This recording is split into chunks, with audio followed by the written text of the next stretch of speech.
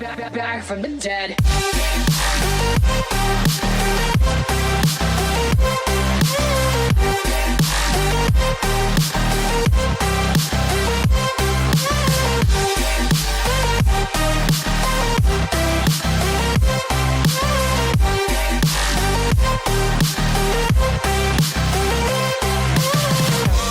Ladies and gentlemen, you're all invited to go fucking mental on this motherfucking drop.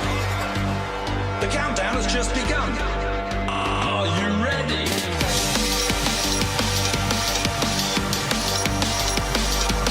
Let's go. Now we're back from the dead.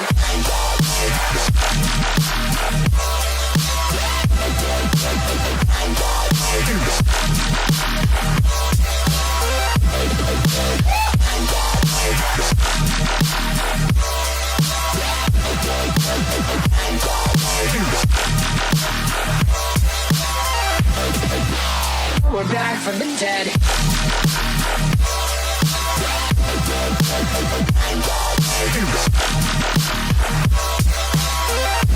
Hell yeah.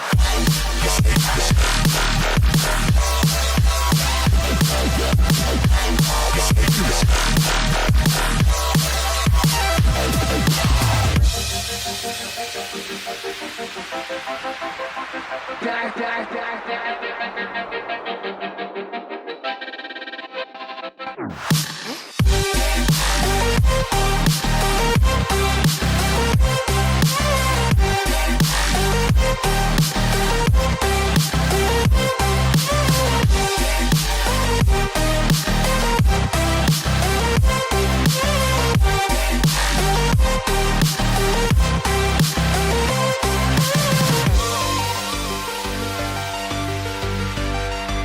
We're back from the dead. Are you ready?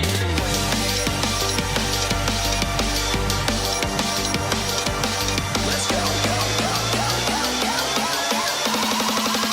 Back from the dead.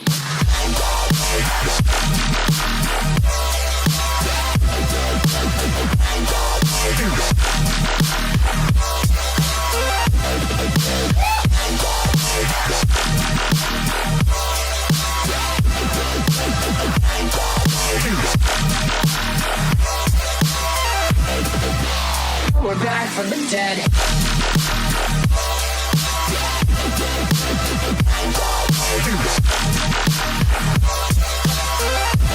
Hell yeah.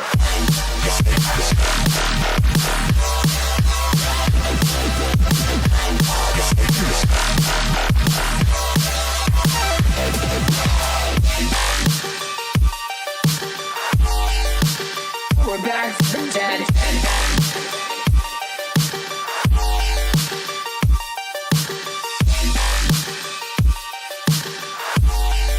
Back from the dead.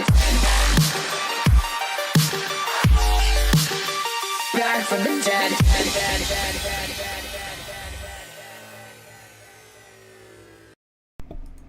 Hey guys, what is up? Welcome back to the channel. It is yours truly, Krystal Leandra, here with the Ghost Girl Diaries podcast. I know there wasn't any intro music. I'm having some weird technical issues on my side. I can't really see if anyone's in or not, so thought I would just pop in. I know usually we wait a little bit longer, but I'll pop the other intro song in when I'll just edit it this time.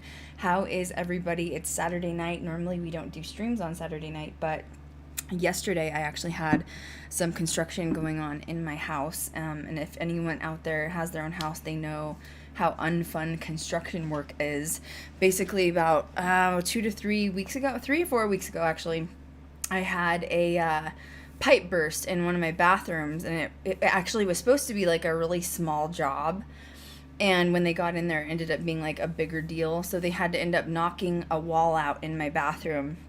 And contractors are so lazy, man. Like, I'm sorry, if you're a contractor out there, it's not anything against you personally, just it was just, I've been waiting for this guy for like 2 or 3 weeks to come fix my wall, and I'm like, can you just come fix my wall, please? Like, I have no wall in my bathroom. And he got half of it done yesterday, and did not finish the other half. Said he was going to come today to fix it. He didn't show up again today. Surprise, surprise. So, yeah, that's still ongoing. I'm going to go ahead and just bring in Cat, though. Hey, Miss Cat. How is Miss Cat this evening? Hello. I'm doing really well. How are you? How's the East Coast? It's cold still. Flipping cold. Yeah, I think it's like 12. Yeah, it's like 12 right now. Oh, my gosh. I bet I know. Freezing. I keep it toasty in the apartment, you know? I bet. Yeah. I don't know what I'd do if being in Vegas. I'd be like, I'm frozen. I can't live. Yeah. I swear. Sometimes I become a popsicle. I would not be able to go back to Colorado. I swear it. Like, I would love to have a winter home there, but when I'm done with the cold, just leave. I'm done. You know? Vegas cold, though, is cold. It is.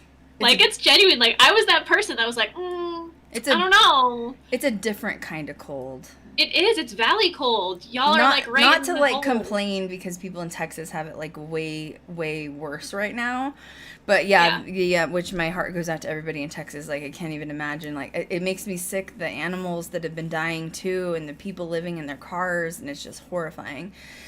But yeah, the cold in Vegas it's a different cold. It's a desert cold, and, like, I remember Kat came out here one winter and she's like, oh, I don't need, a coat. And I was like, okay, well, I think you do, like, she's like, no, it's like 60 degrees. But at night it can drop to like 20. And in the desert cold, like, that freezing stuff comes off the sand, and it is not funny. It is not funny. So, yeah, we have kind of a cool stream today. Originally, we were just going to do Black Eyed Kids, and we're still going to do that chat later on. But something else kind of came up over the last couple days. And I know some of you guys that have, or maybe you missed it, on my Instagram story. I had kind of like a moment like 2 nights ago where I was like crying on my Instagram story. And I just thought, you know what? It's good to like show that vulnerable side of you and like things you go through, tough times. I mean, obviously, I think in my book, I've showed a lot of vulnerability as well, which, P.S., I have it right here. I have my book. Oh, Kat just finished it. It's so good, you guys. It's so good. It just sucks you right in. I mean, and there's it's like watching a reality show. Thanks. Jeez, it's pretty bad when that's like your real life stories. You're just like, wow. No, there's a couple of like, punctuation things I screwed up in here. But Kat was like, Krystal, you wrote a book. Let it go to Jesus. It wasn't that noticeable. I know, but I'm a perfectionist, so I like raked myself over the coals. But it was just stuff like a couple of words were out of place. There wasn't really any misspellings. It was mainly a couple words out of place, and like instead of a comma, it should have been a semicolon. You know what I mean? Kat's like, let the semicolon go, Krystal. I'm just like, you wrote this book in 2 months. Literally. Oh my God. It's so great. Yeah, so I can't wait. Kat made a lot of notes in her book, and so we're gonna have a stream like about that later on. Going over the book, so that'll be kind of cool. There is some paranormal stuff in there too, so because everybody was asking me about that. But going back to, I have talked about what it's like being a female in paranormal and film before, but I feel like I've never really gone into like an in-depth discussion.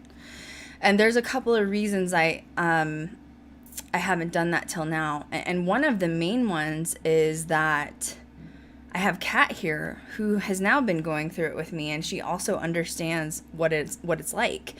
And I did this by myself for a long time. I was just Ghost Girl by myself, and Kat's now been on the journey with me for what? Like, we're going 3 years now, right? Yeah, it'll be 3 years in July. That's crazy. Oh my God. It flew. It so flew. Exciting. It's so crazy. Wow, you've changed so much just since like when I first met you. You're just like, I just want to learn everything. I know. I just love soaking things in like a sponge. So I'm always like, let me do all the tasks. Do them all. I mean, there's too many, we need to split them up a little. It's true. But she's done awesome. You've done awesome on the journey with me. And I don't know if Kat was even really expecting some of the things that we've ran into, with hiccups. And so I think this is a really good opportunity to not only get my viewpoint of things I've been through since like 2011, being in like some major studio contracts, but also getting Kat's feedback of like sort of being my sidekick.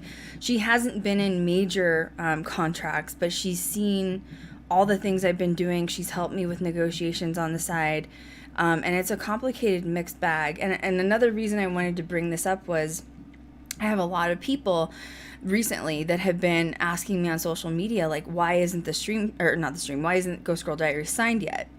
And I wish it was just that easy, you know, and then of course you hit things like a pandemic happens and just weird things that life throws at you. So I have hit sort of the same wall over and over again with paranormal problems with production and producers and production companies. And I just thought this would be a really good time to kind of chat about that. So as you guys know, 2019 is when we decided to shoot the pilot. We shot it in February of 2019. Actually, it was about end of January into February.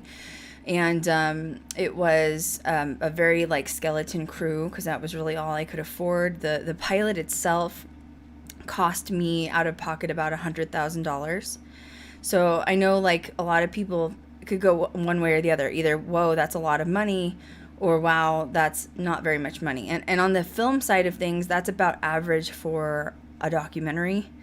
Yes, it is a lot of money, and that's why we haven't shot another one, because that's going to take some time to sort of prepare for another round of it.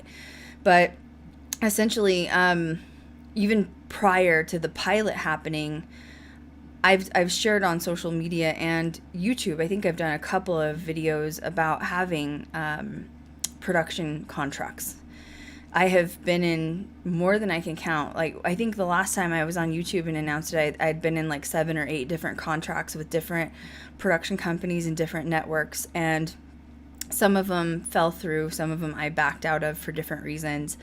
And this time, you know, when I did the pilot, I was going in not just like as a cast member being signed, or not just as a producer being signed, but as like the executive producer / director of how I'm wanting to create like this visual piece, like filmography wise.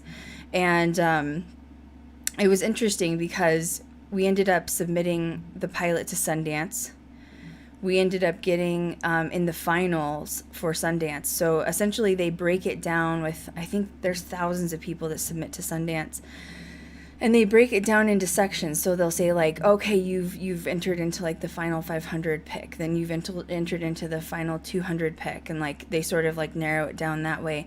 So we were in the actual like last cut. And then we were cut during the last cut, which we ended up finding out later. The reason we were cut was because budget-wise with film festivals, they sort of look at how much documentaries or films cost, and they sort of have a max on how much they can allot in, because essentially you're going to be signing these documentaries and films to production companies and producers, and they're going to be reimbursing you for the cost of what your film was.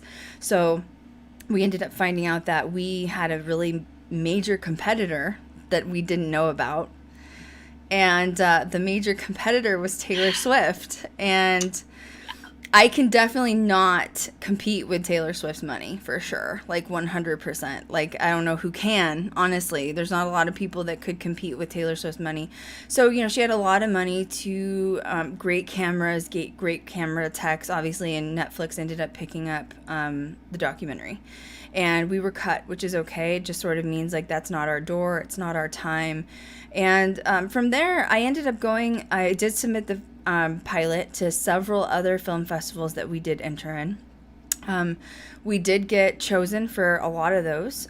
We did get a lot of people that were interested in signing the series, and I did start negotiating with several companies and production companies to sign Ghost Girl Diaries, the series. And it always sort of ends up the same. And this is the part where I haven't really discussed publicly, and which is where I'm excited for Kat to sort of step in, because how long does one negotiation, Kat? How long does one negotiation take? Or can it take? A long time. I would say even months. Literally. It can take months. Yeah. Yeah. And Kat was in there. And now is worse because of the pandemic. Mm-hmm. So times that by like 10. Yeah, you have literally the production companies, executive producers, people that are willing to sign you who are on a very limited budget because of the pandemic. They have, if you're talking about a millionaire, no matter what side of the spectrum, a millionaire is somebody that does not rely on one source of income. They have several sources of income. And no matter what, one or two sources of their income has been affected by the pandemic in some way. And even though they still have a lot of money, they still own properties, equity, stocks, they're still a millionaire, they still get concerned when one or two of their streams of income is being affected in a negative balance sort of way. And it makes them hesitate from signing another series. It makes them hesitate from handing over what our budget was looking at would be like $1 million for the first season, which actually is not a lot, by the way. If you multiply, if you divide $1 million into 12 episodes, that's about $112,000 per episode, which is pretty typical for a documentary series. You have to pay your camera techs, you have to have travel money, food money, hotel stay money, gas money. I mean, all that stuff adds up. That doesn't include equipment that you need, things like that. And so what happens is, yes, Kat's right. You have already a complicated process, which is negotiations can take place over the course of months. Literally, I would say a minimum of 3 to 4 months usually. And then, unless you have somebody that really is just ready to go and sign you. And then you have the pandemic where these people are hurting financially. And now they're really scared of who they're going to sign, because you're kind of like a bargaining chip of like, okay, if I give you $1 million, will I really get that return investment? And it's very scary for them. Now, if it succeeds, of course, they're going to get a lot of money. Where your money comes from the most when, like, let's say that the series got signed to Travel Channel, the money comes from the commercials. Like, it's funny because I remember a few years ago there was a Ghost Adventures episode and people were pissed because there was like 5 or 6 commercials abnormally long in between each commercial break.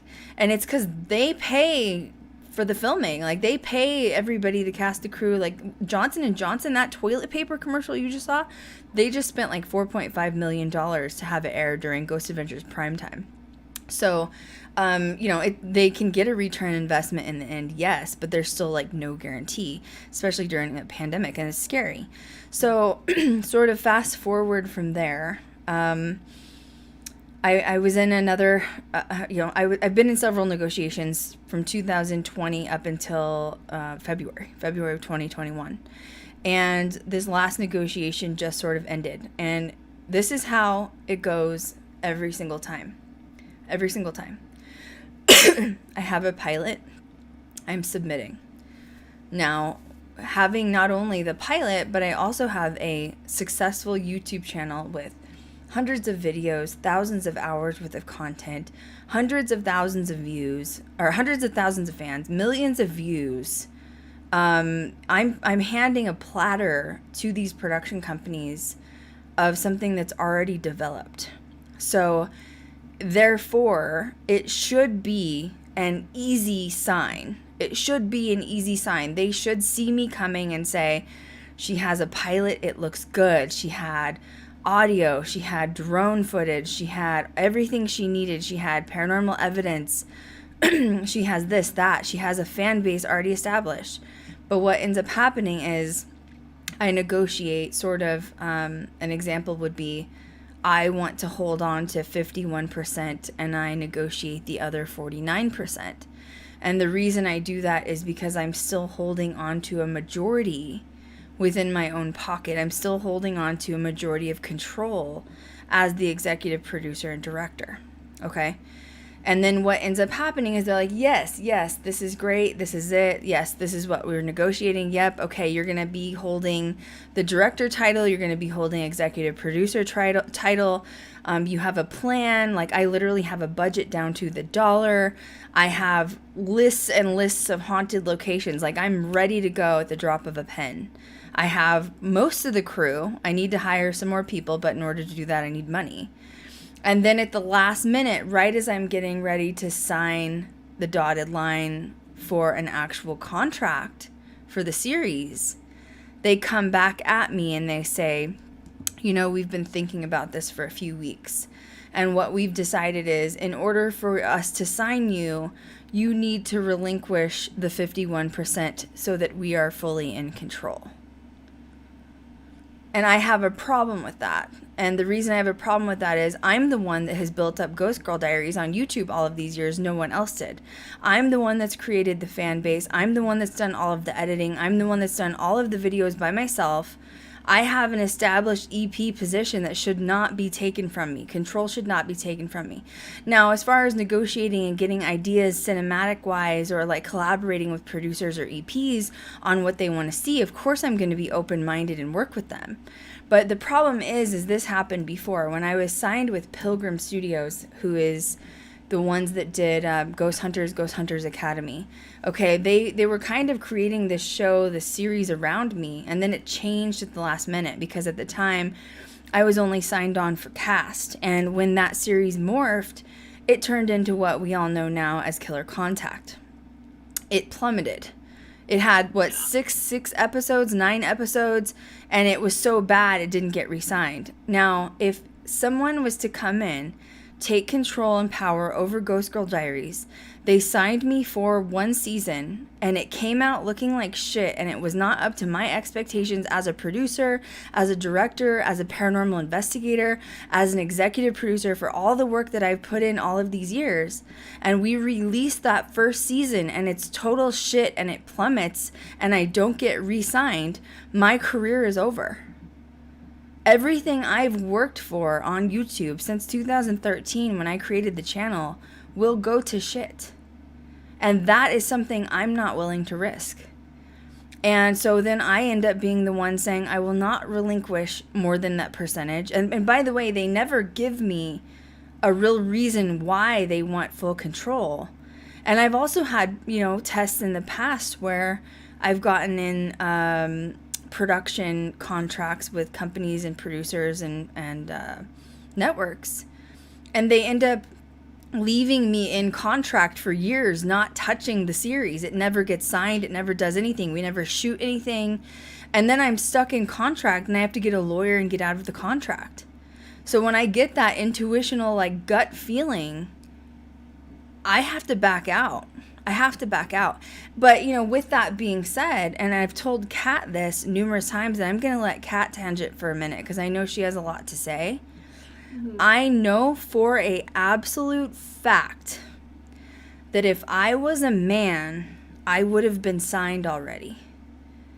These producers and old Hollywood money, production companies, even networks are all backed by old white men. And they find me extremely problematic for being a female, thinking I can come in. They don't believe women have brains. They don't think that girls can budget correctly with a series. They don't think that I'm knowledgeable with film, even though I've just provided them with a pilot that's amazing and blew them out of the water. It's a gender issue, and it sucks because we're in an era where we've heard, the film industry's changing, we're going to make it more about women. Yes, they're trying, but it's not happening fast enough. And, not only am I a female wanting to be an executive producer or director, but it's of a paranormal genre. I'm in a genre where that doesn't even exist. You have Amy Bruni, who's an EP. It's not really the same thing because she started out with Ghost Hunters.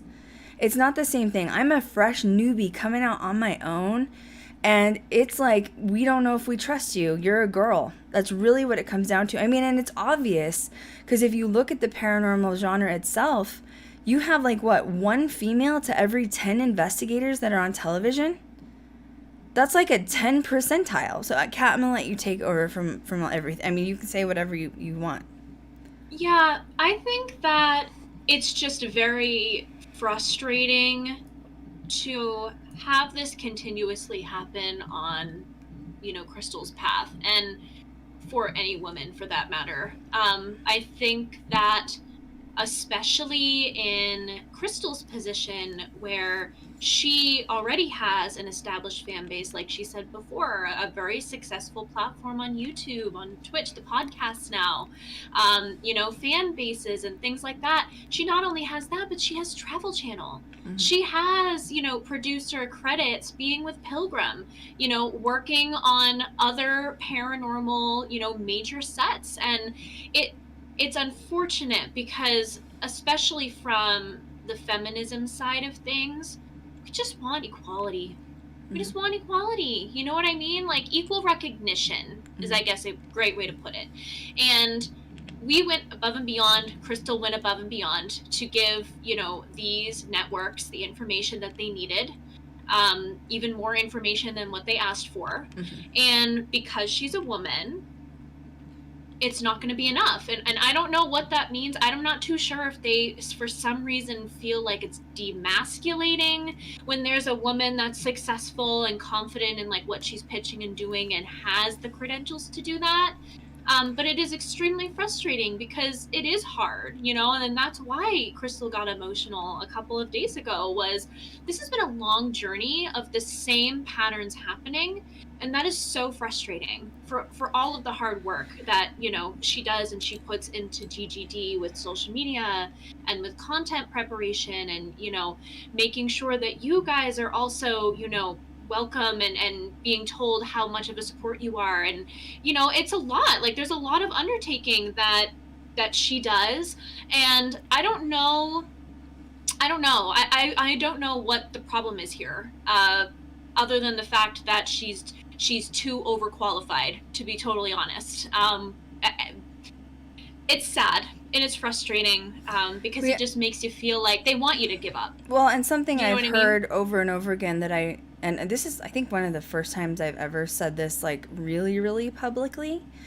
But something that I hear from producers, production companies, even networks over and over again is, Zach is the image of paranormal. He is a white guy with tattoos, muscles, perfect hair, too tight of shirts, and he looks like he could fight a demon. Like, literally, like, that's the image that they would like the tough guys because you're going after the demons. And then I have literally guys like verbatim, this is what I'm going to tell you. And I've heard it from multiple producers, multiple networks, multiple production companies. And they always say this to me, to my face: Krystal, I get what you're trying to do. The problem is that you do your makeup and you have the face of a porn star, and you're not going to be taken seriously as a paranormal investigator. So you just need to give it up. And then I've also been told that maybe if you start in OnlyFans, or maybe if you go into porn first, then we could move you over to paranormal. But you'd have to get some sort of like sexually based, like men like awing after you in order to become something. And you know what my response is? You don't see guys slinging their wahoos around to try to get where they're at. Like, Zach didn't get signed by slinging his D everywhere out publicly.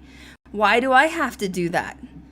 And it's, and on, by the way, that's not who I am. That's not who I am. And it's offensive when someone tells you look like a porn star. Like, no offense to porn stars and people on OnlyFans. Do you, boo? You're an entrepreneur, girl. You get it.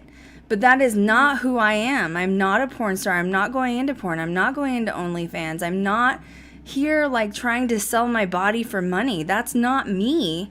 I'm here as a, filmmaker. I want to be taken serious as a filmmaker.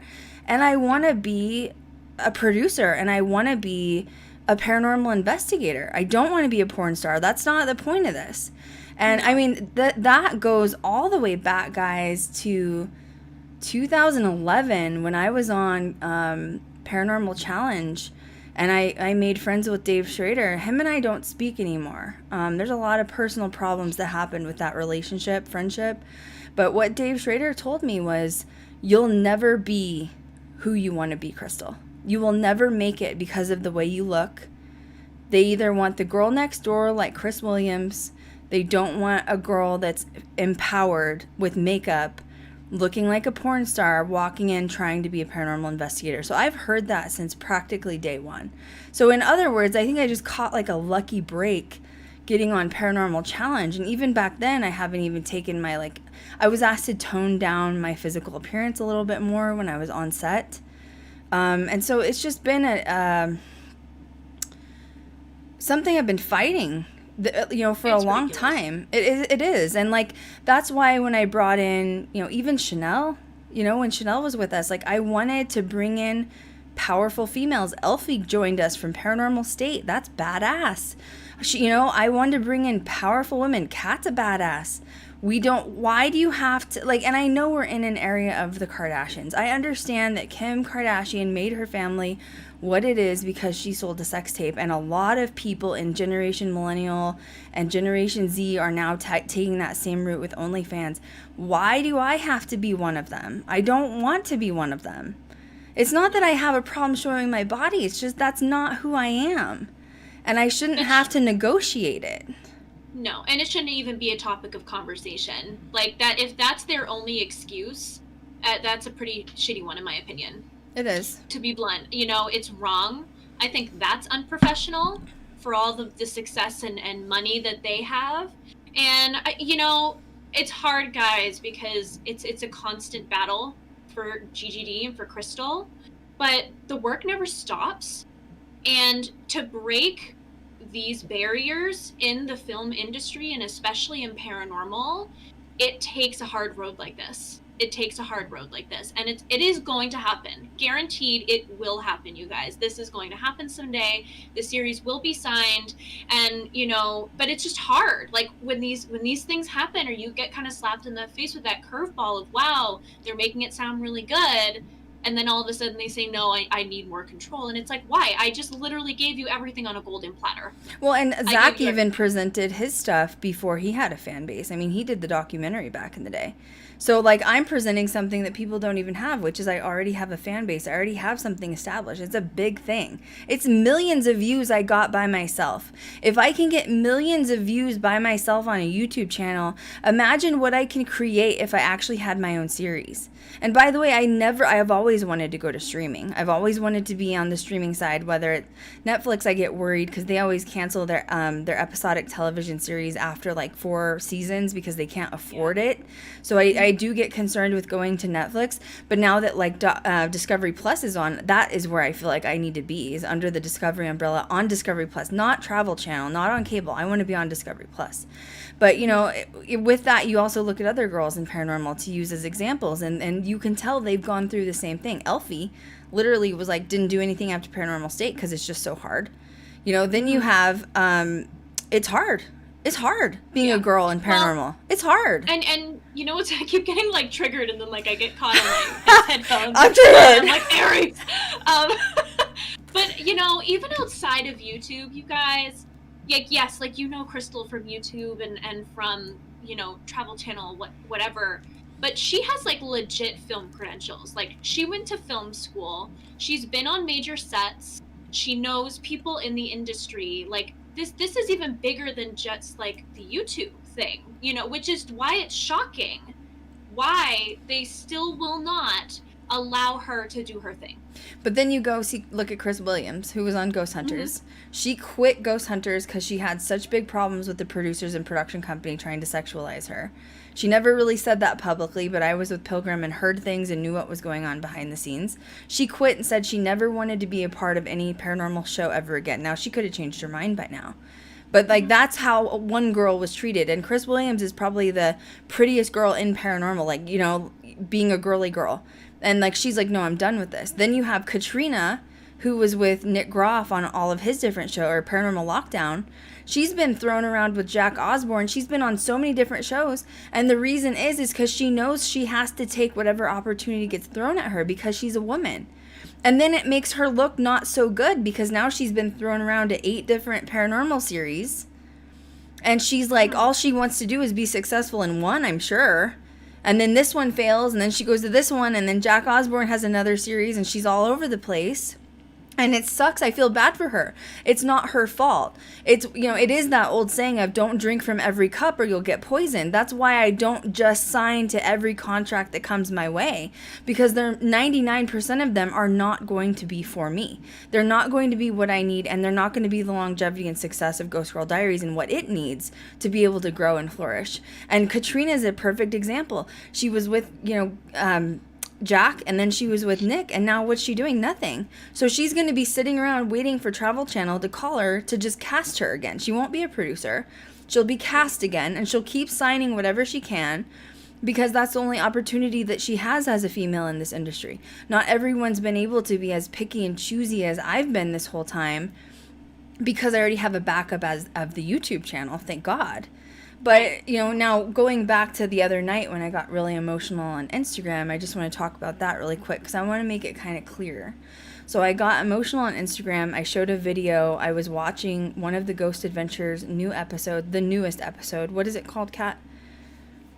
The Brujeria? Yes. Episode? I think so.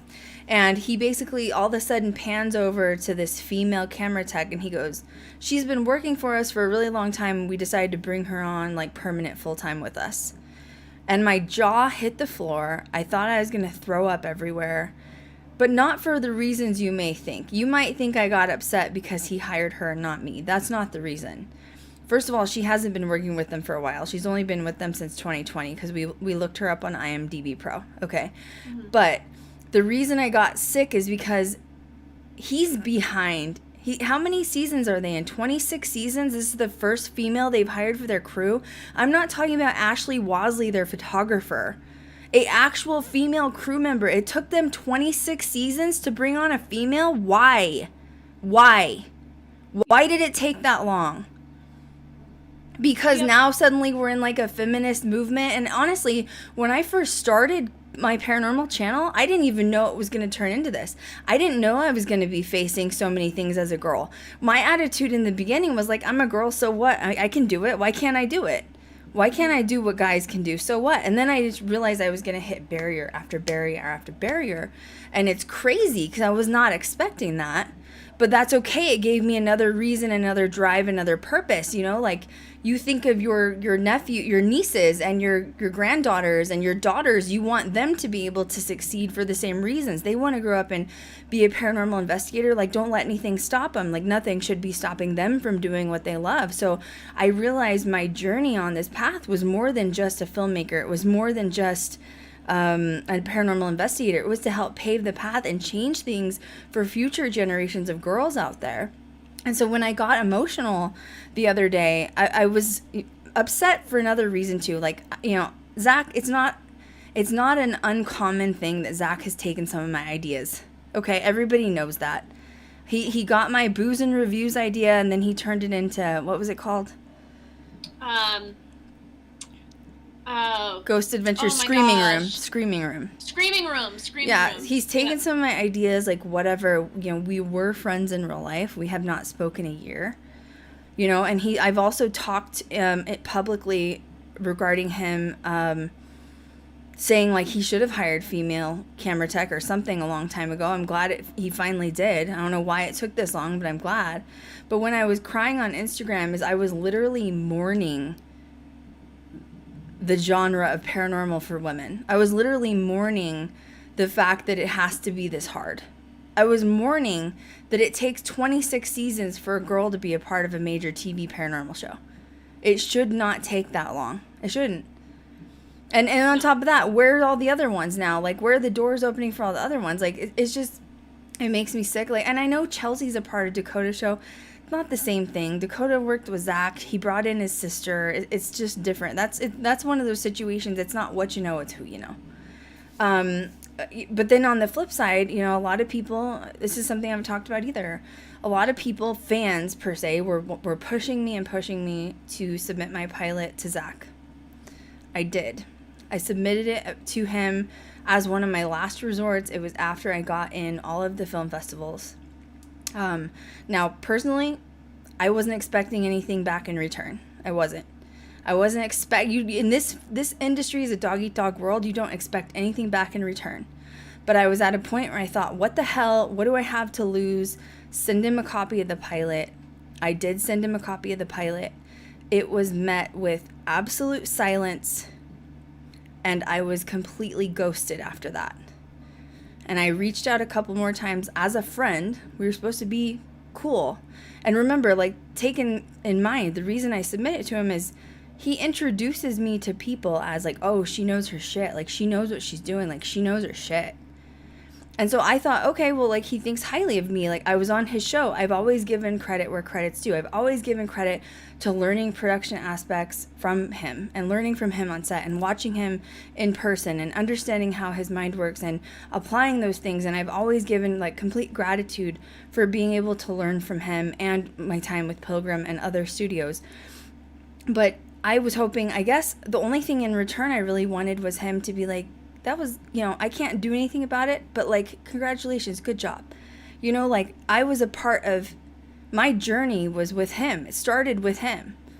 And I just wanted, maybe thinking he could give it to somebody he knows at the network if he wasn't interested. Like, I don't know. I was not expecting to be met with silence, and I was not expected to be ghosted after that. And it's been that way since. And shocking. It was shocking. It was shocking. We know he got it because we saw it was red. Yeah. So it wasn't one of those things where it's like, oh, maybe he just didn't check or whatever. No, it was like as soon it was sent. As soon as it was sent. Yeah. So And I don't know what's going on in his personal life. Once again, I don't expect him. I wasn't expecting to get signed. I was not expecting that. I think I was more expecting on a friend level a congratulations or like good job or like I'm proud of you or, you know, some like little. It didn't really need to be like I need a contract. And instead it was just nothing. And then now, like, no contact, no communication whatsoever. So then it's like, is everybody threatened by me? Is everybody threatened by me? Because I really do, like, I've known Zach, and I feel like he's the kind of person to be like, this is shit. Like, you did a shit job. And then instead it was just silence and ghosted. But yet he's taking all of my ideas and turning them into his own series on Travel Channel. And it's just strange. Like, I feel like I'm in a strange position. I feel like I'm looking everything from the outside. Like, what the hell is going on? Yeah, it's very, very out-of-body experience, I feel like. You know, when the pilot was done and we were in the process of, like, submitting it to X amount of people and everywhere we could, you know, we figured that just adding Zach to the mix would be great, you know, and then just continue on with our options. It's not like we were riding on him or anything. No, like I that. wasn't. I was not. From a professional standpoint, to even just not hear anything was just kind of base, in my opinion, from an outside opinion. And it's just disappointing. It's really disappointing because there was a lot of hard work that was put into that, and he knows that, and he's watched Krystal put in the work for what she does to the point where he literally vouches for her, like, and everything. So I'm not too sure what it is. I have no idea what it is when it comes to women in the industry. And I actually find it really interesting too, because if you notice in paranormal specifically, especially on Travel Channel, there's no, I don't think I've ever seen a show where there's been more than one woman in a crew. Never. And I think there's even a when reason for that. even when Chris Williams and Amy Bruni were in Ghost Hunters, they never were together. They were always separate. And like even when I was with Pilgrim, like on set and like listening, learning, like from the producers, production companies, they didn't want them to work together. They would keep them as separated as possible. Yeah, and I think that there's a reason for that from the production company's standpoint. I think that they think that we aren't as smart as we are. Exactly. And I think that they think there's strength in numbers. Mm-hmm. And that when a bunch of strong, successful women in paranormal say, you know what, we're ready for this change, which is exactly what Krystal's doing on her own, by the way, you know, that's threatening to them. That's demasculinizing for some reason, that they can't rein us in. And, you know, it's just not acceptable. And we're in 2021 now, okay? Like, I think we need to just start being more progressive and moving forward with these things and allowing opportunities with people that have worked hard for them. Mm-hmm. So it's so frustrating. It's so frustrating, but it's going to continue on. It's going to continue on. Nothing's stopping. We're going to keep going. And And I do have That's my all bad we can days. do. I have my bad days. And Kat picks me up. She knows how to pick me up, you know. I have my days where I'll have negotiations going on and I'm like so excited. I'm like, this is good. This is good. Now, I've never been like, this is it. This is totally it. Now, this last one, there was one recently that I thought was going to be it. Like I was convinced I was done finally, and it fell through again. I'm human. I have my days where I'm tired, you know, like the thought, you know, the reason I'm going to submit, or I'm going to put the pilot on YouTube, is because I've ran it into the ground as far as I can. You can only try to attempt to sell a pilot in the like first year that it's done, and now we're going on 2 years old, and I can't sell it now. And I also can't sell it because Chanel is in it, because she's no longer with us, as you guys know. So I'm going to release the pilot for that reason. But the thought of having to go back out and shoot another pilot is just exhausting. It's exhausting because I've done it. I've done it a few times. I've done it over and over again. And the problem is it's not like I'm not getting... The problem would be is if I was shooting pilots and I wasn't getting negotiations. Like, that would be a problem. Because, like, there's a lot of filmmakers out there that will do documentaries, do scripted films, and they won't get shit for negotiations. Nothing. So I'm not, like, sitting here trying to be ungrateful. I'm very grateful. Obviously, I'm extremely versed at this point in negotiations because I've done so many of them. But none of them lead to be where it needs to go. And it's because I think having a female crew, having... me, where you can't push me around knowing what I want. Like there's a difference between like, oh, Krystal, we can only give you $500,000 to shoot, not $1 million. So that's fine. Like you work it out. But that's not even the negotiations. That's a normal negotiation. Like if there was a male that was running this, they would be like, okay, we can give you $800,000, not the $1 million you're asking for. And instead we're going to do 10 episodes instead of 12. That's a negotiation rather than the $1 million I'm asking for in the 12 episodes. What I'm getting is, no, we just want control. Period. Yeah. And all the, you know, from what I've been noticing just from the outside, it seems that if these production companies are going to involve women in the process, it's with women that have no idea what they're doing. Mm-hmm. Women that don't know about the industry, that will just sign their name on the dotted lines because they know what to say. And that's just sad. It's wrong of them to be doing that because, you know, any women that's getting involved in this type of industry, you know, has some form of experience, maybe not in film. Mm-hmm. So to just see them be used and abused like that is just, it's just disgusting. It's mm-hmm. disgusting. Mm-hmm. It's sad. You know, sometimes I have hard days where I tell Kat, like, am I just ahead of my time? Am I too ahead of my time? Where, like, you know, 2021, this isn't it. You know, guys, like, I was on Paranormal Challenge in 2011, started YouTube 2013. This has been an ongoing battle for 10 years this year. This has been a long battle, and it's not over yet. And you know, I'm getting older, you know? Like, there's some days where I'm like, should I just quit and, like, find a spouse and have kids and, like, start my life? Like, I've been chasing this dragon for 10 years. Like, most people would be like, damn, bitch, I would have gave up a long time ago, you know?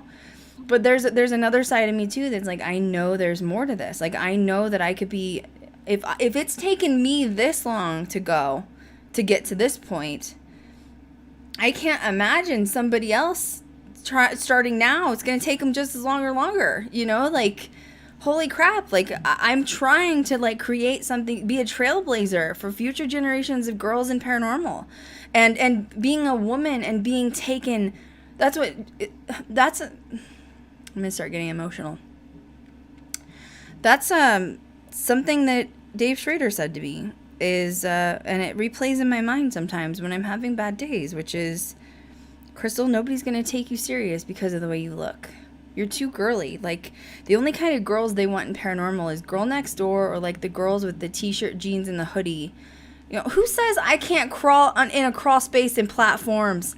I've done it before. Kat's seen it. I've crawled in an attic with platforms. Like, I can't. Why? I wear my Doc Martens. I'm not going to wear heels up a ladder. I'm not stupid. Just because I'm a female, I'm not dumb, you know, like, but it's like, that replays in my head, like, Dave Schrader said that, like, no one's gonna ever take you serious as a paranormal investigator because of the way you look, and when I have my bad days, that fucking voice just replays in my head, And it sucks. It sucks because I have my bad days. And the other day I had a bad day. And it was because I was just mourning the fact that it just shouldn't be taking this long. It shouldn't be taking this long. People are frustrated because they're like, why aren't you getting the series signed? Dude, I'm trying. Like, I've had so many negotiations. Like, I'm trying. Ask Kat. She's seen it. She's bear witness. She's been in on negotiations with me. I had to send her in on a conference call for me one day with a group of producers, and she's never done it before. And she's like, I'm going to do it. I had something. I think it was my mom was in the hospital. Yeah. And Kat had to do it for me. And, like, Kat went in there and she freaking did it. But, you know, that's the other thing. You get people that are like, oh, my God, you guys know about film and paranormal? Because you think about it. A lot of people are either filmmakers or paranormal investigators. The two don't mesh together. And when we talk about, oh, no, we know about film. We know about pre-production, production, post-production. Oh, and we also understand the scientific side of electromagnetic fields and everything that's involved with, you know, creating plasma and energy. They're like, whoa, we're intimidated. You're girls, you're blonde. You know, where are the blonde jokes starting? I've had producers that will just start throwing blonde jokes at me. And I'm sitting there like, where did that come from? I wasn't even, I'm talking, I think I'm eloquent with my words. I'm talking about signing a series. I'm talking about a production, and you're throwing blonde jokes at me? I think I definitely don't fit the stigma of a blonde joke whatsoever. No, because they just want to sit there and they want to, you know, put women down. Still, we're a joke to people. We're a joke to people. I didn't know it was going to go this way. I really didn't. I swear I didn't. Yeah. I swear. Because, like, and it's, when I quit Pilgrim, it was when I told you, I've talked about this story, is the very last day I was taken in a room full of men in suits. It was all men. And it was like 15 men sitting at this oval table in this conference room. And I was saying I was wanting to quit the series, and this was before Killer Contact was being shot. I was literally getting ready to leave for England the following day, and I had this gut feeling to not do it because Killer Contact turned out to be such a joke. And I went in, I called my EP, and I was like, I have to quit. I need to cancel my contract. I can't do this. So he had my assistant drive me back to the studio, and it was in a room full of 25 men wearing suits. Millionaires, and they all sat around mocking me, making fun of me, saying, you're not going to be anybody. If you don't take this opportunity, you're just going to end up back in the kitchen like every other woman does. And I didn't know that was going to be the very first start of a very long journey that I was going to be on. I didn't know. I had no idea. Even when I started YouTube, didn't even know YouTube was going to do anything. I didn't know people were going to love my reviews. I had no idea. I didn't know what the hell I was doing when I first started YouTube. I just knew I was going to do it. And then, you know, I started getting these offers in from production companies, and it just kept winding back to that same conversation of just women belong in the kitchen. And I'm like, damn, is this 2019 or is this 1944? Because damn, my grandma grew up in the Depression, and she doesn't even talk like this. You know, like, are we still that far back? It's it just kind of makes me nauseous, not gonna lie. Like, every time it's mentioned or, you know, it happens, misogyny is just makes me want to bomb. It makes me want to bomb. But I can't believe I'm taking on that narrative. Yeah. Because, like, although I was raised by a very strong single mom, I never thought I was going to be taking on that narrative, like feminism and against misogyny. Because I never really had to deal with it that much in my life. Like, even in my book, I talk about my godfather is the one that stepped in as my father and raised me. And he was like the manliest dude you'd ever meet. He was in the army. He was buff. He was huge. He was like 6'4". He worked on cars. He taught me how to work on cars. He was from the military, so he was like into all the gruff guy stuff. He had this huge beard. He wore a bandana. Like, he's so dude-ish. But he was like, don't ever let society teach you can't be equal to me just because I look differently than you. And so I just grew up thinking that. And so then when I'm hit with all of these barriers and like blockades of having the same problem over and over again, I cannot believe I'm living this narrative, honestly, because I was not expecting it to. Like, I was never, I'm still not really a hardcore feminist. I just want equality. I'm not going to go around totally preaching about it because it is. You should be equal. But then when you're, like, hitting all these brick walls with, like, I'm being stopped with progressing and, like, being what I want to be, even though I have more than enough to offer everyone, which is a pilot and an entire YouTube channel, I'm still being thrown under the bus because I have a vagina? Yeah. That's why? Because of my girly parts? Seriously? And the makeup and your hair, and they're just gonna pick you apart. What if a blonde guy walked into a room? You know what I mean? Like what? It shouldn't matter. Well, I mean, it all goes back to the narrative of I look like a porn star and no one's going to take you serious in your genre. So pick something else. I've actually had producers be like, "Oh, I can get you into acting. I can get you, like, you're gorgeous, Krystal. We'll get you on as an extra, or even like we'll get you casting in with movies. Like, I have a spot for you. Like, we can get you in movies right now." And I'm like, "But I don't want to be an actor."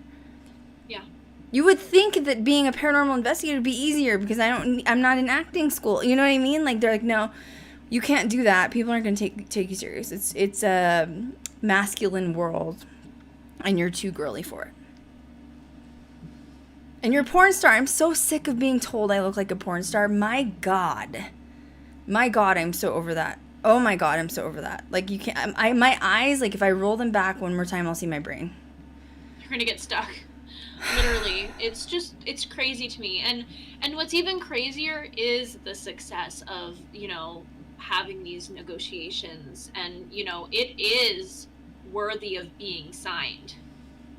But it's just the same freaking narrative every time. Well, and like Kat even said, maybe you should propose a question, and I do. And I was invited on the set for Ghost Adventures Cecil Hotel. I was called by some of the producers that work at Travel Channel. I mentioned it briefly in my new Cecil review video, but only briefly. And basically, the producers saw my video, and they wanted me to come in and, like, help with, like, data fact checking, because I had so many facts in that video that I was, like, spurting off, because I'm a researcher, right? Like, I'm an investigator. That's part of the job, is, like, you have to do your work. Like, you can't have to be spouting out the truth. And I declined it immediately. I didn't know at the time it was for Ghost Adventures. But then the producer starts getting involved with me, and she's like, "Oh my God, like, I've watched your show, I've watched your series, and it's just like, dang, I think we want to sign you. I think we want to sign you to Travel Channel."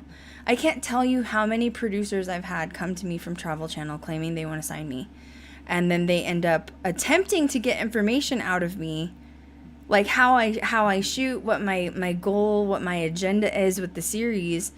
And I'm always like, sign an NDA first, and then we'll chat. And then they ghost me again. They ghost me. Mm-hmm. Because I know how to do things the right way. Yeah. Sign an NDA, and then I'll show you the pilot. Sign an NDA, I'll give you the trailer. I'll give you the information that you want. And they've taken a lot of information from Krystal. Obviously. From meetings. Yeah. I mean, yeah. I would say there's a lot of proof of that. They've copied a lot. Yeah. A lot. Yeah. For a while, every time I would post a video, the following few weeks, you'd see a new episode somewhere of a video that I'd just done of random locations that are haunted out of nowhere, and then suddenly they're going there to investigate whoever, not necessarily Ghost Adventures. So, yeah, that's it. I just kind of wanted to share it. And I mean, the last question is, if I have everything that they supposedly say they want, and more, which is a pilot, I have an executive summary. I have an extremely detailed budget. Ask Kat; she's helped me add it up. It's no small to-do list to add $1 million budget, guys. Like, that's not a small task to add something that adds up to $1 million. I have trailers. I have sizzle reels.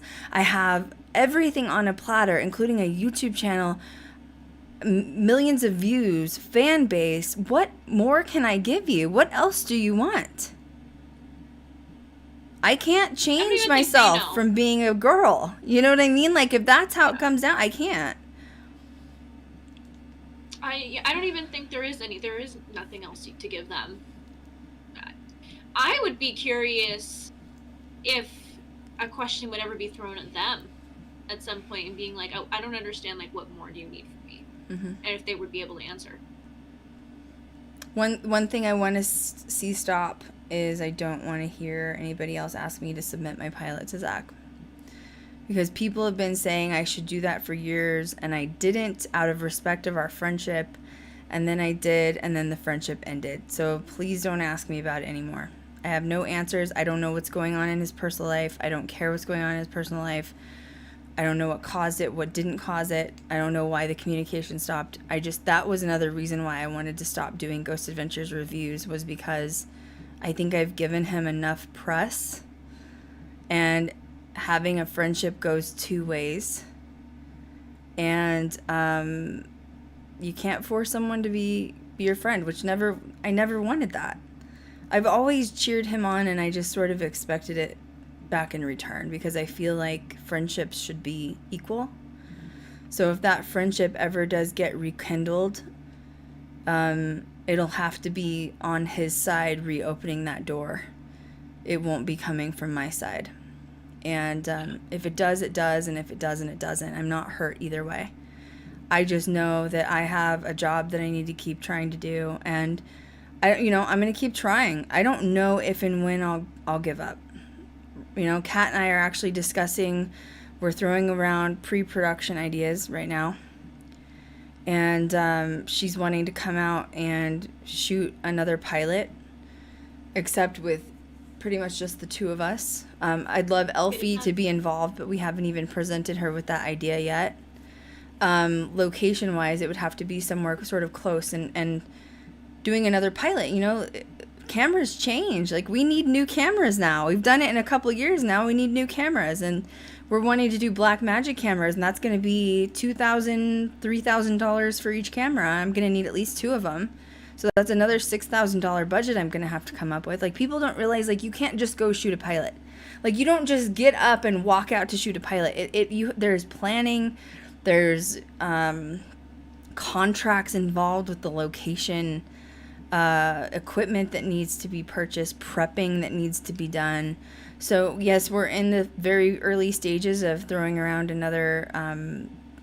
shooting another pilot idea, but nothing's in stone yet. And it's a road. And I know it's about the journey, not the destination, but I cannot lie and say that I'm not getting tired.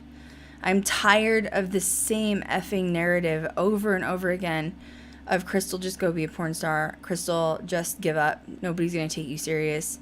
Yes, we're going to sign you, and then last minute be like, well, we'll only sign you if you relinquish, a majority of the production company / power and control over to us. And I'm just like, man, I hope I'm not ahead of my time. I hope I'm not. Yeah. It's a lot. It is a lot to undertake, and it's, even when it seems like there's walls right now, energetically they are also being broken through. Mm-hmm. But that's hard to think like that in the midst of feeling like, will this ever end? Well, where the podcast is going great. I can't complain about that. The YouTube channel's up and running. Great. Good. That's great news. But, like, shooting and editing another pilot, guys. P.S. People are mad at me for not disclosing the Cecil, whatever, documentary on Netflix and comparing it to Ghost Adventures. That's a different review, guys. Come on. Like, people have these expectations out of me. They want to see all these reviews. They want to see this. They want to see that. And I'm like, there's one of me right now. Like, there's a crew of 3 of us currently. It's Kat, me, and Elfie. And I do 90% of it. And so, the thought of shooting another pilot, and why aren't you signed? It's just not that easy. I get those questions every day on social media. Why aren't you signed? Why aren't you signed? So, anyway, I think that's all it's being honest. I'm not trying to be negative or dark. I just feel like it's time to educate you guys on the true side of the struggles that we've encountered for a really long time. And I am blessed that I'm not in it alone now, that I do have Kat here to support me. But she's been like, damn, I didn't realize how hard this was.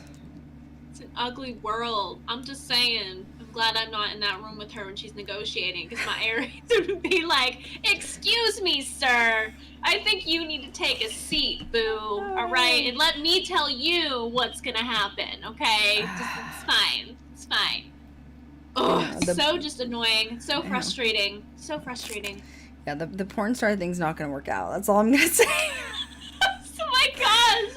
Why am I laughing? It's not funny. It's just not gonna happen. Not funny. Sorry. Gosh.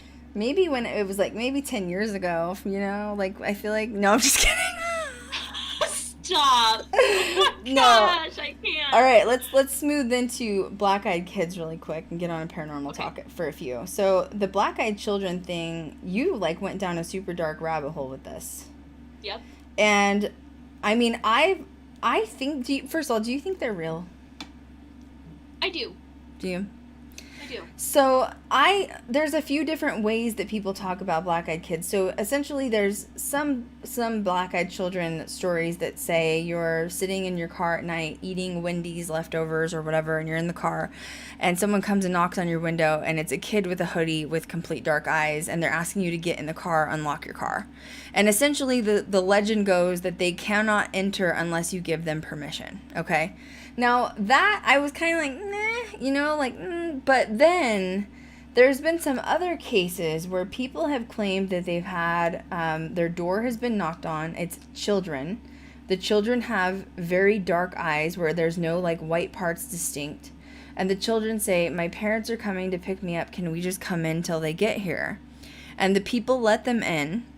And what ends up happening is these, adults that let them in end up getting sort of sick with like a radiation poisoning, and they end up getting like weird different types of cancers, which I find really interesting. So that would be related to like UFO, paranormal, alien phenomena, right? So if there's high levels of radiation around them, which is said it's found at UFO sites, there's high levels of radiation. So I find that really, so when I started hearing those stories, I was like, okay, this is kind of compelling. This I could believe more than like just a random kid knocking on your car door. And then the other one is there was this really compelling video that came out of the UK. And this guy basically had bought, it's on YouTube if you guys want to find it. I don't know, I don't have the link. You'll have, if you Google it, you'll find it. But essentially it's this guy in the UK. He's he purchased a drone. He wanted to take his drone out to fly like randomly.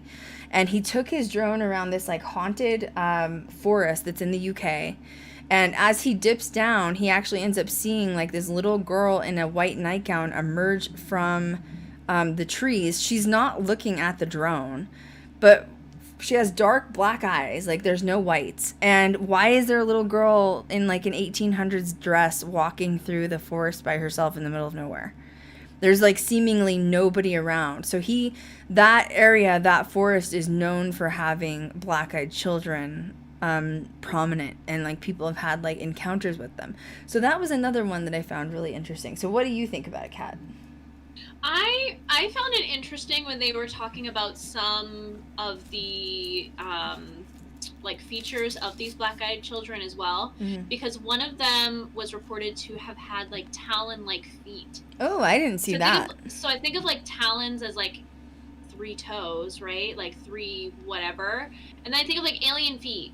You know what I mean? Like little like ET feet or something like that. I'm like, ooh, how that's cute! Crazy. I think that's cute. It is kind of cute. Okay, I'm not crazy for feeling that. I loved ET. Oh my god. Little alien feet. Yes. It's just, it's cute. But yeah, there was this one encounter that happened in Texas, and this guy named, I'm trying to find him here, Brian Bethel. He was actually on an episode of Monsters and Mysteries, and he talks about his experience in his car.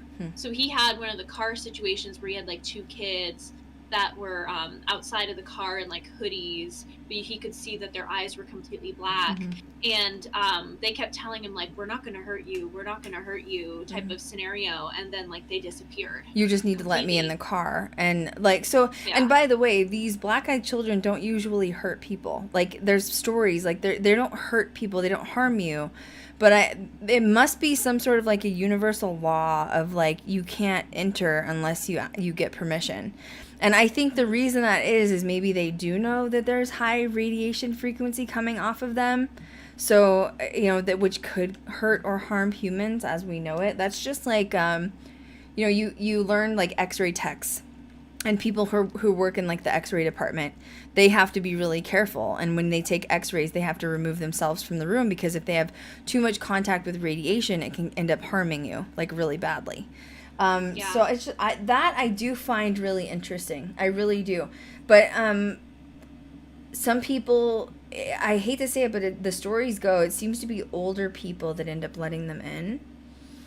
So it seems like maybe like senior citizens or like adults, like older adults, end up being like feeling bad. Like this little kid standing out in the cold and he's asking to come in. And like they literally stay inside. Now, some have said that when they leave, they walk out the door and they'll see like this huge like white flash of a light, which to us could be a spaceship, UFO, whatever. But they never actually see how they leave. And sometimes people will actually like black out when the child says, well, my parents are here, I'm leaving, and they'll literally like black out. So once again, it makes you wonder, is it the ET phenomena? Is it the Men in Black phenomena thing? Where you're like flashed and you like forget what you're doing, or you know what I mean, like whatever, till you wake up later. And that's another really interesting thing too, because there was another incident that happened with an elderly couple, and they let them in to the house, and as soon as they let them in, the elderly man started to have a bloody nose. Yes, yeah. And like really weird like things started happening around the house and all of that. And then when the kids said that our parents were here, it was reported that when the kids left the house, they opened the door but like didn't touch it, and the door was left open, and as they were walking out, they saw that they were walking towards two very tall and slender men, like men. And I immediately thought, oh my God, Men in Black. Mm-hmm. Which that's a negotiation too. Some people say Men in Black are just UFO officials that are like on cases of aliens. Other people say the Men in Black are aliens. I think they are. I mean, I don't know, man. I mean, I'm not saying it doesn't exist. I think anything could exist at this point. You know what I mean? Like, but it's just, it is an uneasy thing. And it always says that when these people have these encounters where like they knock on the door or knock on the car door, is that they're feeling an overwhelming sense of dread. I think that is just high levels of electromagnetic fields. Yeah. I don't think it's necessarily them doing anything harm. I mean, I'm not saying, I mean, I'm sure, I mean, there's good humans and bad humans. So I assume there's the same thing with aliens. There's good aliens and bad aliens. You know what I mean? But with high electromagnetic fields, like think about it when we're in haunted locations, Kat, and like you feel, you feel it like in the energy change, like when the electromagnetic fields are high. Yep. Like it changes you. Kat leaves. She's like, bye, I'm leaving. She'll turn around and walk out. There's your comment. The blackened out eyes. So do you think that they almost have like, they're like wearing like an alien skin or something weird to like, or like a human skin? Or like to like human skin? Yeah. I think they are. And I think that they do walk among us. Like, I'm not saying black-eyed kids, just them. But I do think that they live among us. Oh, in like human form, because right. they think we're going to like panic if we see them in their true form. I mean, after 2020, I don't think anything's panicable at this point. You know what I mean? Like, pandemic. That's like, the government released the aliens and UFOs exist, and everyone was like, yeah, whatever. We're in a pandemic. We're like, we knew. We don't care. What is that guy? Stephen Greer? I have to look back and see when he predicted or was told when the fake alien invasion? Fine. Yes, when the alien invasion was going to happen. He did a podcast on it like a week or two ago. Oh, that's weird. And he's saying that the fake alien invasion is coming, is what he said. So I don't know. I mean, it's interesting. It is. It is. It's all interesting. You just never know what's going to happen. Some people think that they're demons, and it's like the devil himself. I don't think so. No.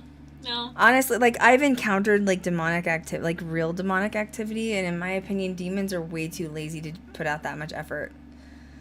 Like they're not gonna put on a human suit. That's an alien thing. You know what I mean? Like, yeah. If a demon wants to possess you, boo, it's just gonna happen. Like they're gonna figure out a way. Like they're not gonna waste the time to go get a human suit. Like I don't have time for this. You know what I mean? I'm wondering because I found it interesting too that the black-eyed children were also reported to be seen in the midst of sleep paralysis. I haven't experienced that before. I've experienced the Hat Man and shadow people. Ooh. But I've never experienced black-eyed children. That would freak me out. Nope. No. Y'all can come out the window you came in. I've been saging my house every 4 to 5 days because I had a really bad sleep paralysis moment a couple months ago. And I'm so scared it's going to happen again. Honestly, like, I just don't want... Every night I'm like... Was that with the mark? St. Michael, please just come in and hang out in my room all night. Don't leave. St. Michael, just stay the whole time. I need to sleep. Clearly. No, that was the night... I think I told you. I was asleep, and I thought I woke up, and I sat up in my bed, and I looked down and realized I was still laying down, and I was like, oh shit, I'm having sleep paralysis, like, straight up, which I don't get very often, by the way. Like, it doesn't happen, like, constantly, you know, and like a lot of people, it happens all the time, those poor mofos, because I would die. But I woke up, I was like, shit, and the only way I can describe it is it looked black and white, like static, like, you know, static TV when it looks black and white. Oh, the good old days. The energy around me looked static, like the whole room, and I was like, shit, I'm in the shadow realm, like, straight up. And I was like, okay, and like when it first happens, you kind of panic because you're like, what am I gonna do? You know what I mean? Like, because you want to go back to your body, but it's just not that easy. And all of a sudden, I saw this like door open, like a portal open in the corner of my bedroom. And I was like, oh shit, like, I know what's going to happen next. Like, I was like, literally knew it. And then this shadow person came out, walking very calmly out of the portal, walked up to me on the bed, crawled on top of me. And it was not on my spirit. It was on my body. And it was like scratching to like try to open up my chest. Like ferociously scratching me, trying to like cut me open. And that's when I was like, okay, St. Michael, this would be a good time to come in and help me out. Come in and help. It's fine. We're gonna rave right now. I was like, spirit guides, anytime. And so I knew within minutes when I said that because my guides are good. Like, they're cool. Like, they're sick of my shit, but they're cool. And within seconds, I was back in my body. I was like, okay, we're gonna get up and sage, and we're just gonna make sure this doesn't happen again. You know what I mean? Holy crap. So yeah, that was rough. So if that would have been a black-eyed child, I don't know what I would have done with my life. I would have like thrown my pillow at them. That would be my first response. Cat, you can't. You're not in your body. Well, but some haven't seen them in sleep paralysis. Oh, you know, okay. like yeah. if they just like come up to the door or whatever, I'm just gonna throw whatever I can at them. Get the F out. Well, here's a good witchcraft tip, and it's for even people that don't really practice witchcraft. What you need to do is, if you have an apartment or a home or whatever, like I have a house, you need to name your house something nobody knows. Like name it something nobody knows. Don't ever tell the name of it, because then people can't like send black magic or bad spells to you, because your house is protected by the name that you gave it. Magic tip. Magic tips 101. So yeah, I don't think it was anything sent to me. I think sometimes I have those things happen because I think I'm supposed to experience them to be able to relate to you guys. So you're welcome for me being the guinea pig, okay? No, you don't want shadow people in your house. Looking out for you. Literally. But yeah, back to, it is interesting though that even when I was researching it, a lot of black-eyed children are seen in Texas. What's with Texas, man? Yeah, poor Texas, by the way. Really, poor. They general. have the Snowmageddon. They have black-eyed kids. They have all kinds of issues. They have a lot of issues. Like, I feel so bad for all Texas. kind of issues. I almost went off on a tangent and I shut myself up. I knew exactly what you were going to talk about. So don't even I worry didn't about say it. I shut up. Yep. I almost put my foot in my mouth. Nothing against Texas, by the way, because Kat's family's in Texas. We have no problems with Texas, whatever. But So basically, if you say no, you can't come in, they will go away eventually. If you don't, a lot of people won't respond, and they'll just stand outside your house and beat the door. Why don't you respond then and say no, go away? You know what I mean? Like, or like pray to Jesus or somebody. I don't know. Say, Michael, go answer the door. St. Michael, I'm gonna need you to take care of this, okay? Gosh. Have you ever? Do you think you've ever had an alien encounter?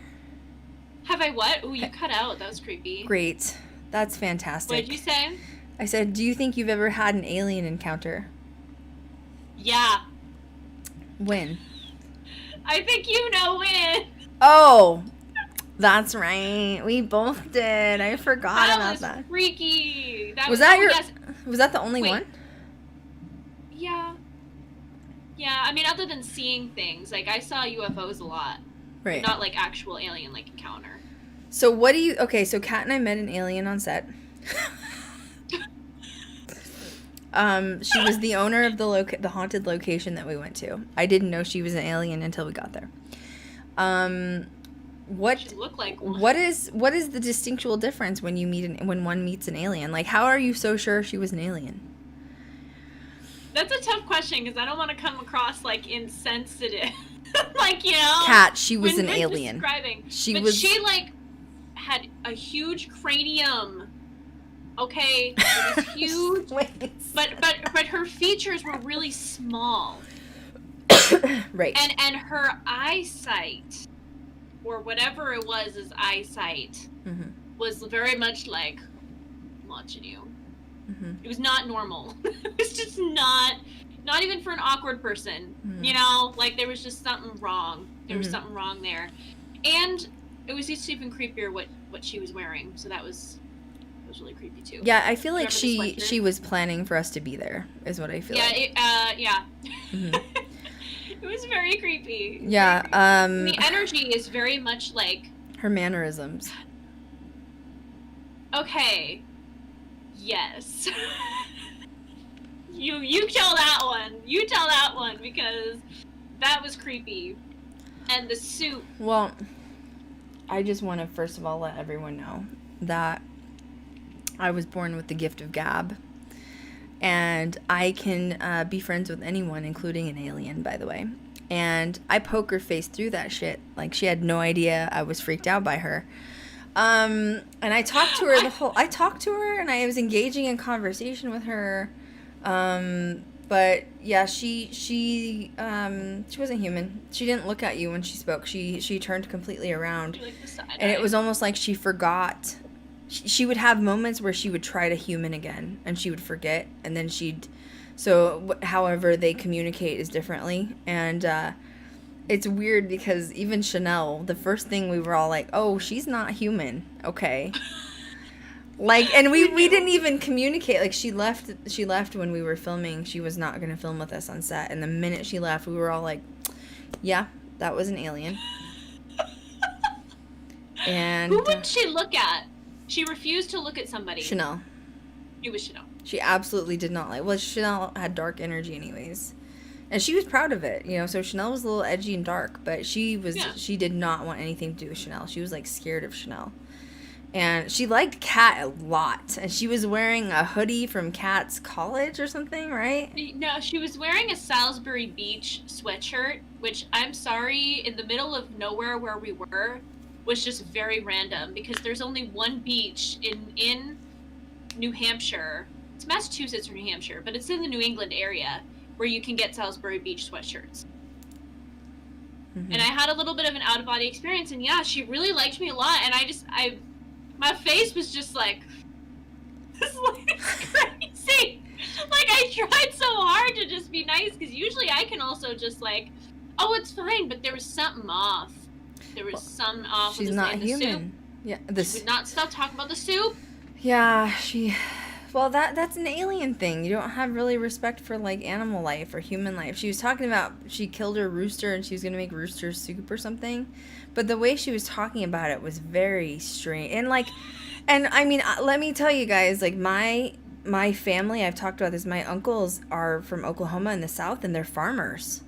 They're white farmers, and they do harvest their own chickens and cows and slaughter, and like, so I've heard that kind of communication where you're like, oh, gotta go slaughterhouse today, get myself another chicken. Like, I get that, but this was different. This was like, interesting. I'm laughing, it's so bad. And Krystal the whole time was like, okay, well, it's late, because it was like 11 o'clock. It was like 11 p.m., and this lady's just chilling, talking in the kitchen. Like, by the way, don't even know where she came from. Okay? Like, she just kind of appeared. So... Yeah, and the coyote thing happened. There was a lot of strange... coyotes were but they also creepy. said they have UFO sightings all over that area where we filmed too, so that'll be interesting. After, I'm going to release the pilot here in a couple of weeks, probably. And I have to do a couple edits. I also have to get with Cat, because Cat's song is on the pilot, and it's called Black Roses on iTunes and Spotify. If you haven't downloaded it, go buy it right now. Black Roses by Elm's Landing. But I have to get her approval in order to post the song so that I can get monetization on the pilot itself. So that's the process. It just takes a minute. But after the pilot premieres for you guys on YouTube, then in a week or two after that, Kat and I will do another stream where we talk about behind the scenes stuff that you guys didn't see in the pilot, and because I'm sure people will have questions. It's a really good pilot, though. It's good. It's based on Native American ground and miners, so it's really good. But I mean, I think that's all I've got for the night. I mean, Black Eyed Kids, do you think they're real? Yeah, I think they're real, don't you? Yeah, I do. They're very creepy, though. Tell them to get the F out. Yeah, I don't like the whole like banging on the door thing. It's rude. And why do you have to come in if you're waiting for a spaceship to pick you up? Why can't you just wait outside? Yeah, why they gotta be weird and be like spreading that nasty, you know? Yeah, don't bring your radiation in here, okay? Don't bring that nasty you know how hard healthcare is to get in the United States? Don't bring your radiation in here. It's expensive. Oh my God, why am I laughing? Because it's true. So bad. It's true. I love some of the descriptions though of like when the kids would come and visit. Some of them are very story-like, and they're like, oh, the kids were on the couch and we made some hot cocoa for them, and we got back, they disappeared. And I'm like, why are you making hot cocoa for those creepy kids? They got no eyes. They got black eyes. That's creepy. I don't know. You don't want hot cocoa. They well, want I feel like, well, if it's Texas, like Texas is known for being like southern, very like homey, like, oh, come on in, y'all, stay for a while and make you some cocoa. You know, it's very southern, inviting. Where I'm from Colorado, I'm like, bro, I don't trust you, man. Like, you can just chill out on my lawn. There's like, wrong. I'll open the garage. You can go in the garage. I won't be in there, but go ahead and chill in the garage, bro. There's a heater in there if you need the space heater, man. Why don't you grab the space heater? Let me throw you out a coat. Throw a coat on the door. I can't. Your Colorado's coming out. I love it. Like, Colorado's out. Oh, man. I love it. Oh, Steffo said they communicate telepathically, which is also just obvious that they're aliens then. You know what I mean? Yep. I'm just saying. Mm-mm. Nah, they can go to Canada, free healthcare. Why am Go I to laughing? Canada. Black It's Eyed not Kids, funny. if you're watching this, you need to go to Canada, okay? Yeah. Yeah. If you get somebody for sick you. with radiation poisoning, boo, like, they're in trouble. They're going to have to GoFundMe it. Like, it's a big problem. And there's enough money having to be sent to Texas right now. Let them have the pandemic, and you know, we don't need anything else, okay? We have enough catastrophes right now, all right? We need a break. We just need a break. Next week, I'll have Elfie. Elfie will be on doing BTK chat and serial killer chat. So next week is going to be kind of more of a true crime chat, which is kind of fun. I don't usually do those because I know it's not super paranormal related. But as always, I'll sort of tie it into like paranormal locations so that people are always wondering like, where could a haunted thing be? There's a lot of things on TikTok where I'm getting ready to start like batching massive content. Kat and I both are. So make sure you're following both of us on TikTok and Ghost Girl Diaries on TikTok. We're going to start getting on there for GGD. But I'm sending myself videos of haunted stuff and I'm going to react to it on TikTok. But there's some kids that are breaking into places like idiots on TikTok to get like paranormal footage, and like there's like there's like dangerous shit happening. I'm like, then don't do that. Yeah. Please don't do that. Like, it's just not safe, you know? But I will tell you something. I didn't want a Tesla, but now I want a Tesla. Because the Tesla... Cat! I'm going to get a Tesla and I'm going to write it off with the production company for us. And we're going to go ghost hunting with the damn Tesla.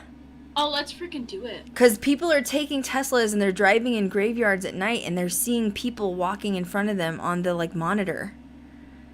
Yeah. I want a Tesla. Now Zach's going to go buy a Tesla because I said that. He's going to go buy a Tesla. Oh, you guys just watch. Be on the lookout. There's another idea. If that's it, the mic is being thrown out the window. All right, not even dropping it. I'm done with podcasts. It's going to explode, okay?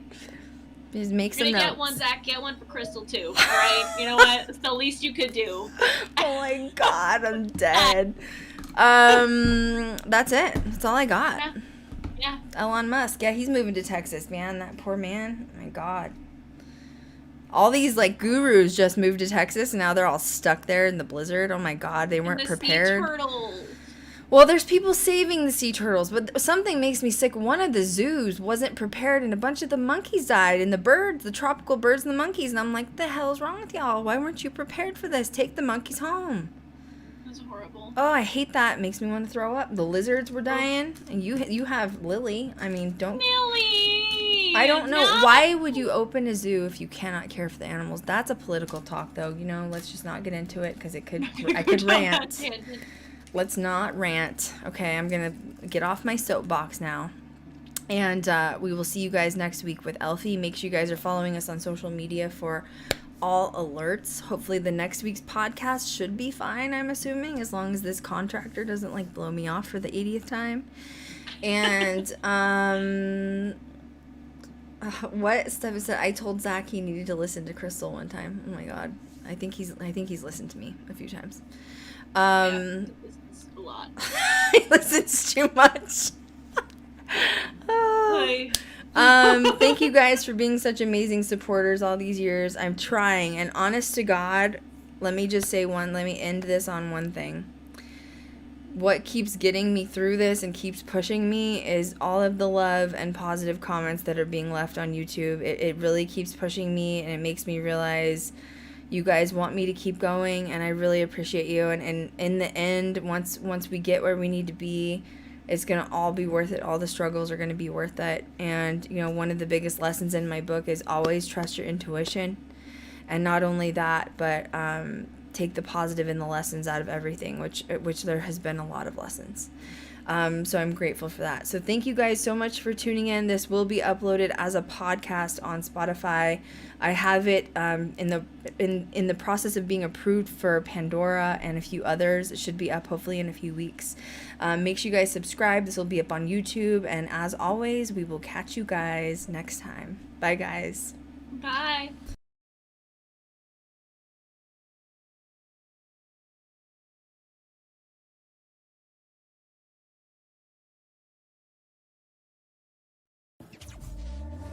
Back from the dead.